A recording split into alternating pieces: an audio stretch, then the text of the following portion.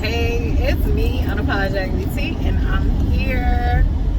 And I don't know, today I just felt called to do a video. I don't know when I'm gonna post it. I'm so behind in posting. Like, I have a log of videos I need to post. Some are uploaded, I just need to like release them. And then some are like still, I need to like at least just upload them. So I don't know when this one will be released.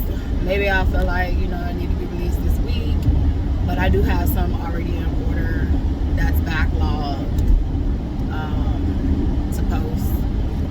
Because I didn't want to overwhelm y'all and just post everything like at one time. So I was like, I want this content out. It's just during Ramadan, like I was not posting a lot of my videos. I was doing them, but I wasn't posting them like I used to. Guess my energy and attention was focused elsewhere, so that's that. Observing Ramadan definitely made me want to, and I've been talking about this for a minute, is like really focusing on my social media intake. And it's just a whole world out here to live, and I'm just tired of living it behind a screen. So, now that Ramadan is over, being empowered that I could like fast from actual things that my body actually needs, let me know I definitely can fast from the things that my body doesn't. So, yeah, after Ramadan, like I definitely want to be more intentional about getting up and being active, like making sure I go through my walks. Not to the extreme where like I burn myself out and I'm just like ugh and disgusted with the things that I'm trying to implement in my life, but just more intentional. Merge onto US 60 East. Let me quiet her down. So, me and her have a love-hate relationship because she be tripping, and I told y'all that in another video. She be tripping. So I do want to be more intentional about taking care of my body, and I thank God that I can drink water now when I get up or when I turn over in the middle of the night. Like that one, like to be thirsty, and it's like the sun just came up, like, and you gotta go the rest of the day. Ooh. Yeah, so I don't know, it was empowering though, like, because if I could do that with things that I actually need, and I ain't gonna hold y'all, like I have told y'all in the past that literally, typically, I would probably eat one meal a day. So that part wasn't hard. The water part was hard for me. I would get hungry though, like when someone tells you you can't do something, like you typically realize how much that stuff matters. So but the water did it for me the most, because it's like I need my water, and I'll dehydrate off water too sometimes, but gosh darn it, I be doing more than what I was doing during Ramadan. So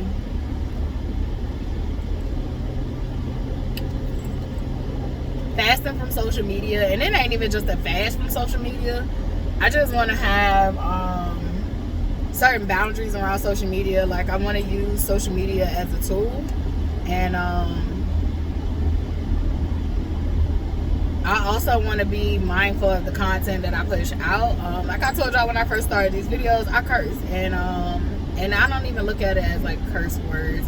Curses to me are when you are, threatening someone's life, threatening someone's quality of life, speaking ill on someone. Like sometimes when you be gossiping and you be talking shit about people, that's curses. What you say means something. So like those things, and I'm not saying I don't do it, I'm just saying that I don't look at profanity as curse words. Like that's what they call them, curse words. But if you look at the word etymology, like these words were created by white people and they literally mean something, and it's not even that. It's not even a curse. Bitch is a name for a female dog for real. Like literally people who bred dogs, you call the female dog a bitch, and you call the male dog a dame. I mean a sir. So now I think they call them dames for the females, and then like people interchange them. But that's what they used to call a female dog. That's why it's offensive to women, because women don't want to be referred to as a female dog. However, we call niggas dogs all the time. I don't care about that word. I've been broken in with that word since I was a little girl. I did grow up to not let men call me that, but like I was such like over it probably by the time I became a teenager, because like I had niggas that was my friends, and like we jokingly used that word over and over. Like I would even tell them like they was bitches, like and then you know bitch has a tone, like, so you know you could be using bitch as a derogatory thing, you could be using bitch as like, oh my gosh bitch, like listen to this tea, like bitch, like it's so many different intentions in how you use words. So for me, when I'm using profanity, my profanity is not to curse people. My profanity is just me not feeling like recalling those big words I know. And I thank God that I do know some words. And, you know, so I feel like I've earned my right to pick which words I want to say. And I'm going to leave it like that. I don't know why I went into this little thing. Oh, so I was talking about, like, my content. So the quality of my content, like what I'm pushing out there for other people to listen and absorb, I definitely want to be mindful without taking my authenticity out of it. So one of the things that is a part of my authenticity right now, who knows, you know, 20 years later I might grow and I don't want to curse anymore and cuss. Cuss is the shorthand of the curse. But I don't want to use profanity anymore, and the no-no words, like the words that society says are no-no, but yet you play them on the radio for little kids to hear. So contradictory. And I do make my content for adults. I make my content for adults. I make my content for adult sinners. And one of the things, like, because when I started this, I said I make content for sinners like me, and I meant that. And however, I think one of the things with sin that I really hope the world grows to be careful about is that we condemn ourselves for so much stuff. Like sex is a sin, and yes, it can be sinful. You can hurt people with fucking sex. You got diseases out here. You have people who are manipulating other people to think that they're in committed relationships, and they are using sex by basically harvesting energy from this person, that person, and that person, and people are getting their feelings hurt in between that, and all that stuff is going to be chaotic. But sex itself is not a sin. The way it can be utilized as a sin. Like all these things out here in this world can sure enough end up to be a sin, but it is about intention and how the person is utilizing things. But we are not taught discernment a lot in America. We're not taught discernment a lot in religion. And so you have a lot of people oppressing certain things that people do, not realizing that it's only a sin if you're hurting yourself or someone else. I am a sinner because I literally, definitely was putting myself in situations that was hurting myself, and I've also hurt others. I am not talking about the hurt you cause for taking up for yourself and setting clear boundaries. I'm talking about the hurt you cause when you do damage to other people through your actions. But no, I'm not talking about you hurting someone's feelings because you wouldn't allow them to mistreat you. So that's why discernment is very important with these things. But I just want to be more mindful about the content I put out, which I think I've done a pretty great job. So I don't think it's going to look different a lot, but because I'm not going to modify it. Like, I am on a journey, and my has this journey been grueling? Has this journey been painful? Has this journey been beautiful, exciting, fun, healing? This journey has been everything. And I feel like in order to be authentic about this journey, I have to show you everything, like the good, the bad, and the ugly.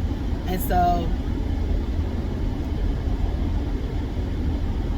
to that extent, I feel like my content will probably remain along those lines, but I do pray to, you know, grow and evolve, continue to evolve.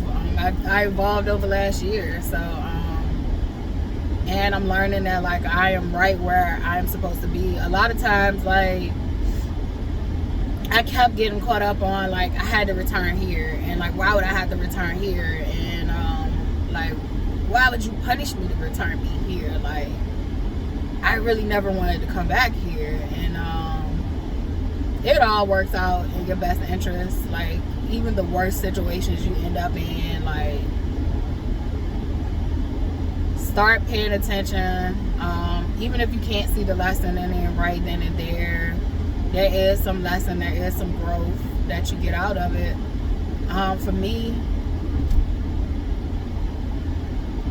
definitely was a toxic environment for me. I've learned to protect my peace. I feel like if I could protect my peace in that situation, I could protect my peace with anybody.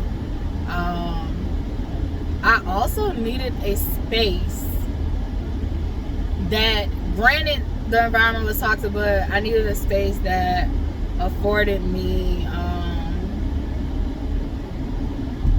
a level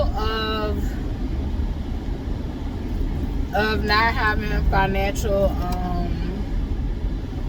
responsibility as much as I did at first.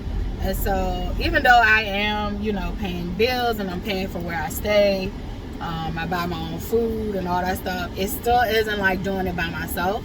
And so I'm thankful for that. And being able to have that space and that time has afforded me, it has afforded me healing that I might not could have done at the rate. I probably would have done it, but I might not would have done it at the rate that I was able to do with that environment.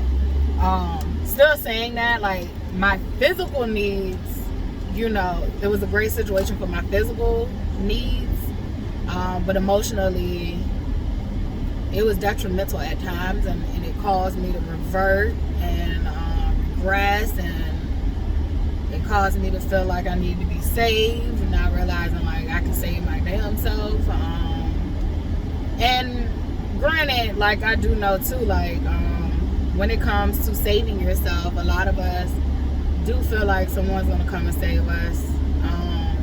Unfortunately, you can save yourself, and I know it sounds, I don't even mean to say unfortunately, it's powerful in that you can save yourself.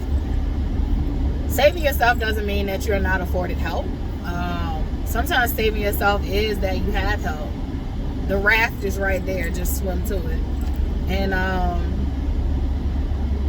but I think we get caught up in, like, seeing a physical person come in to save us, and all it does is will let you basically put that person that come in to save you on a fucking pedestal, and you'll be right back at square. You'll be right back at square one, perpetuating the same people-pleasing cycles that probably got you in that situation in the first place.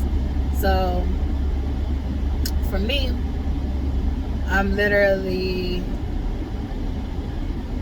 just still at this point of keeping note of how far I came, what life means to me, what are my needs, what are my wants, knowing that everything is a part of the process and a part of the plan. And for me, it's just remaining on that path and that plan that is mapped out for me,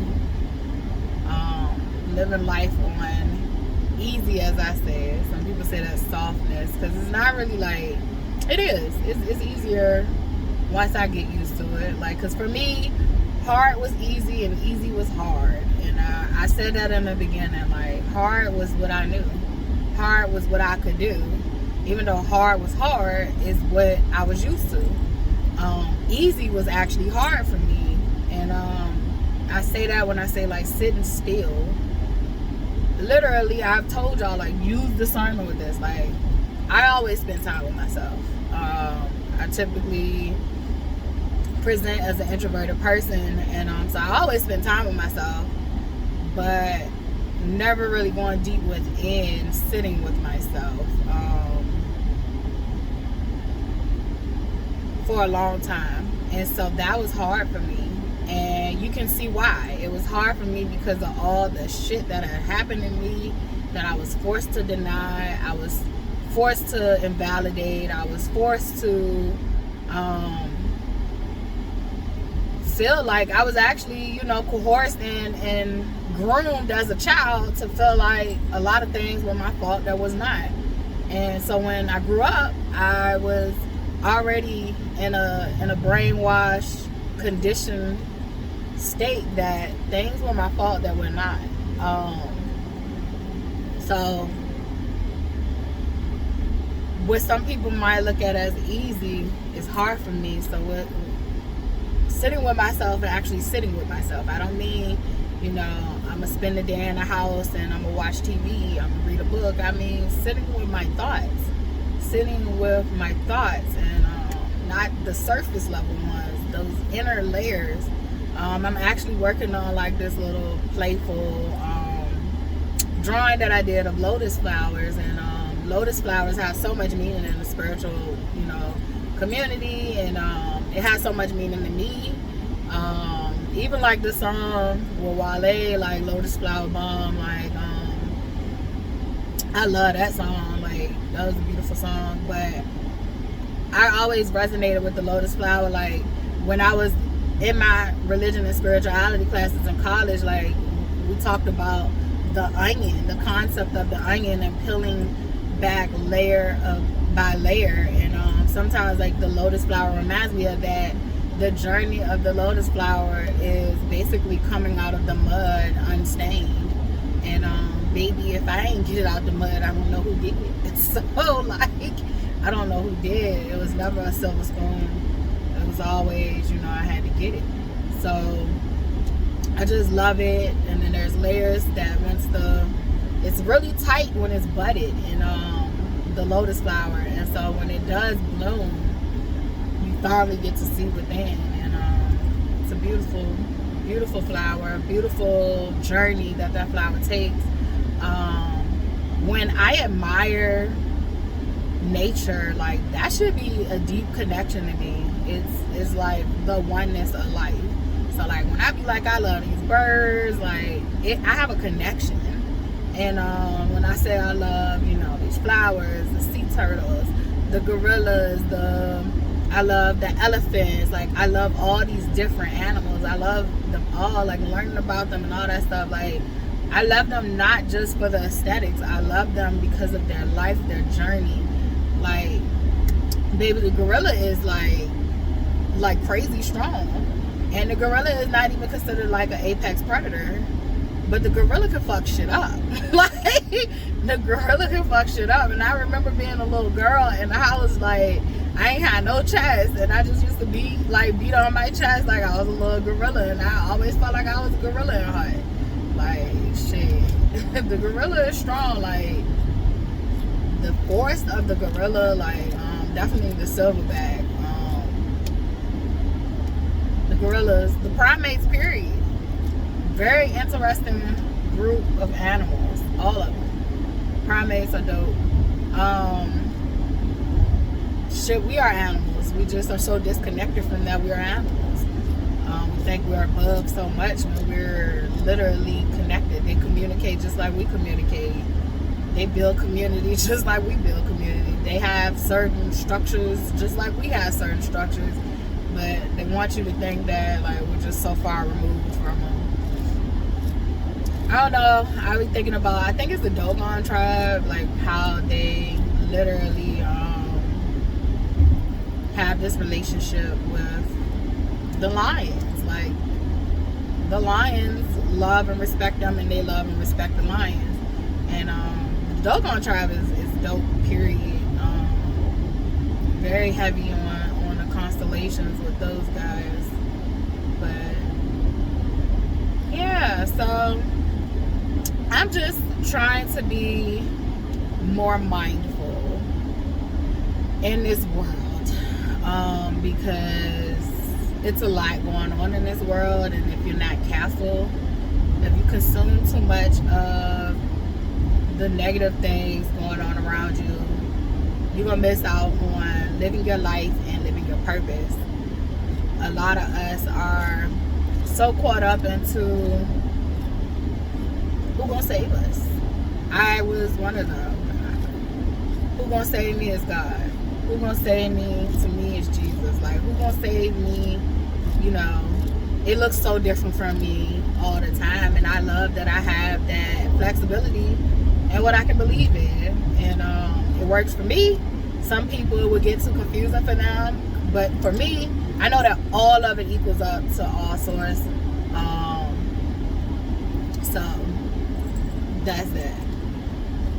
I think one of my biggest things is that I don't believe I had to pray to Jesus to get to God. That's just one of my, that's the only thing that I not the only thing, but that's one of the biggest things I disagree on. But I do believe Jesus was real. Like, he was really a historical person, and I really do believe he was a child of God, and I really do believe he did the things he did. I really do.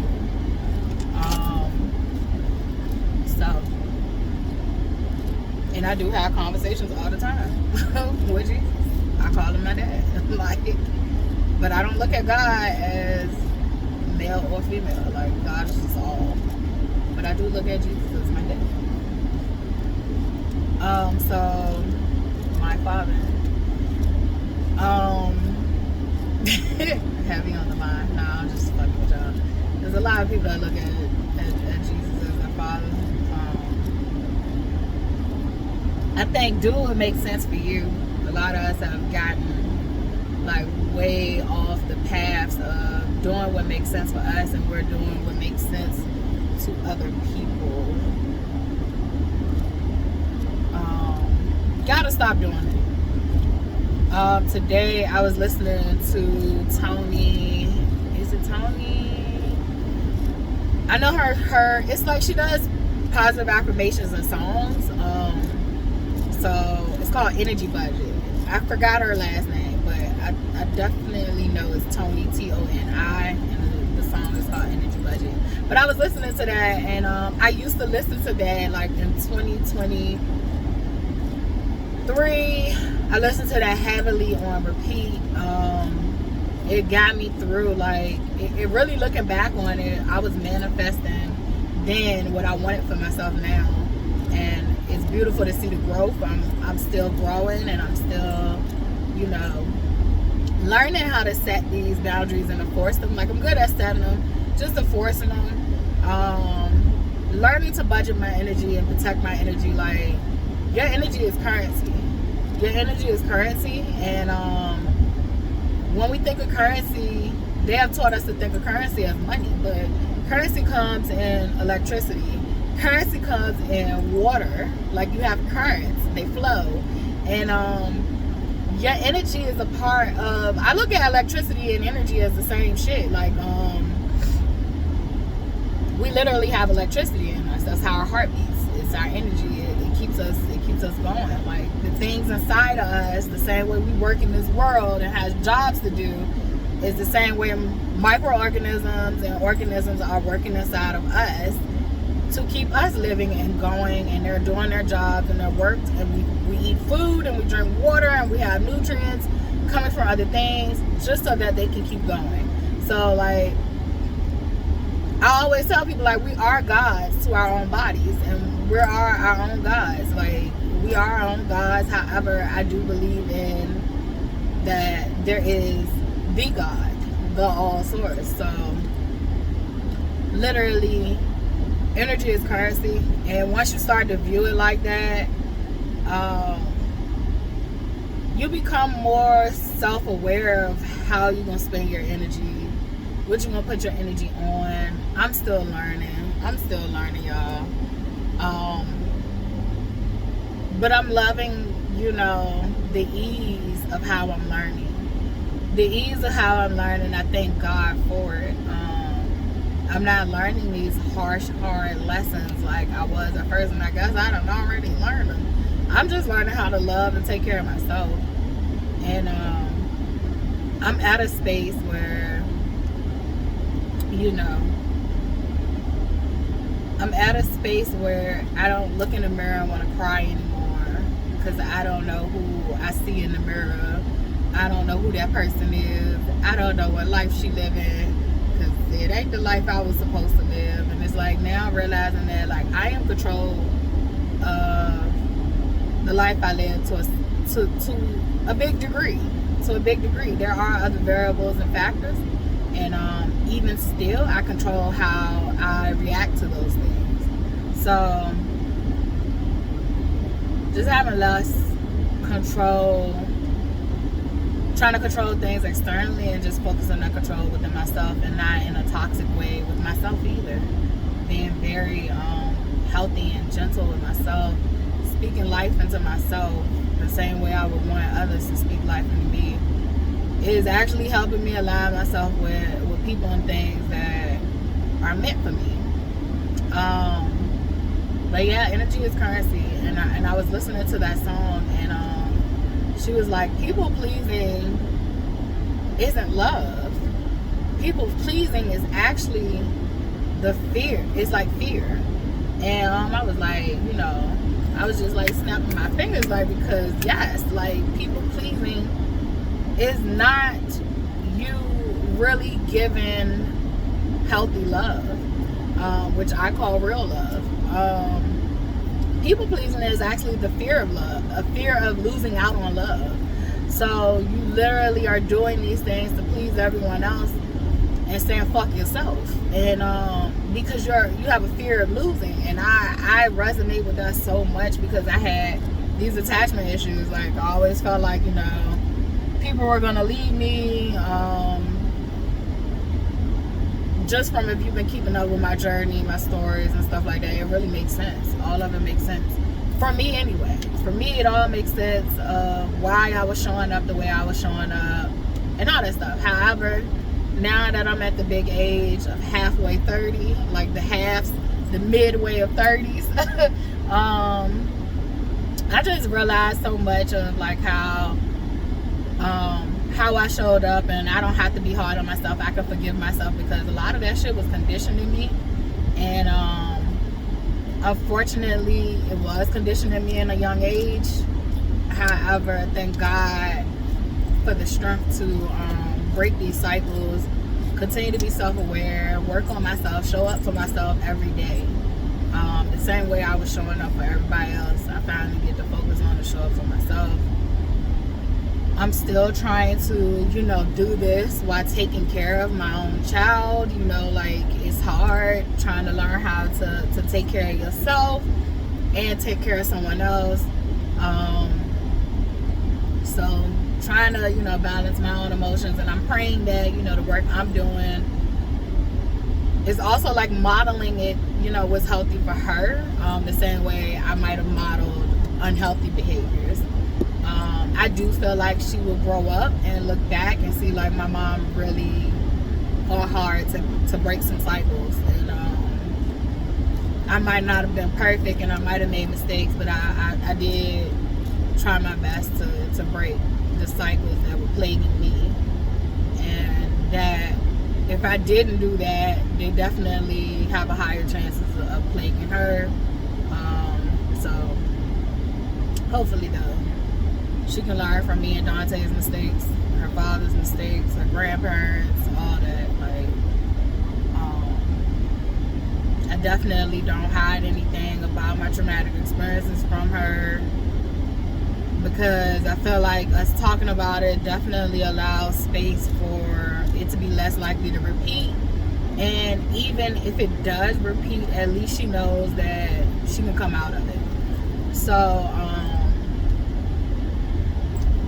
just not having those family secrets and all that shit, like, I think gives room for her to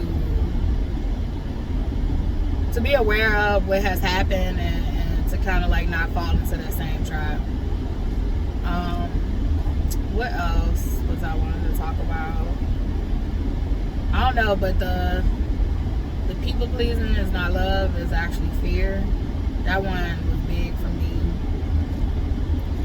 Today I woke up with so much clarity. And when I say clarity, it just felt like I woke up with so much like free space within. Like I don't have, it didn't feel like pressure. It didn't feel, tight. It didn't feel crowded. It didn't feel crowded whatsoever inside.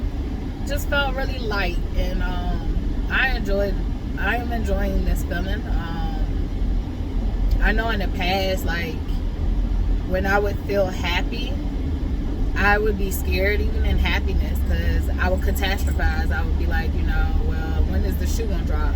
Like, oh, I'm happy, I can't get attached to this happiness because something fucked up about to happen. It's like robbing yourself of the joy of enjoying the moments of happiness